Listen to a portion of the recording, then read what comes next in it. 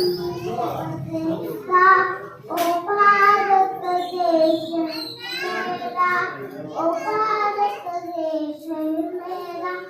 आज आपण स्वातंत्र्य दिवस साजरा करण्याकरता एकत्र जमलो आहोत. 1947 पूर्वी आपल्या देशावर इंग्रजांनी राज्य केले होते. इंग्रज आपल्यावर अन्याय करत होते. अशा इंग्रजांच्या दासवतीवरून आपली सुटका करण्याकरता अनेक क्रांतिकारकांनी आपले बलिदान दिले.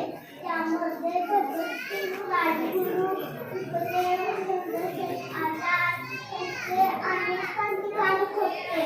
त्यांच्या बलिदानामुळे आपण स्वतंत्र भारतामध्ये मोकळेपणाने श्वास घेत आहोत.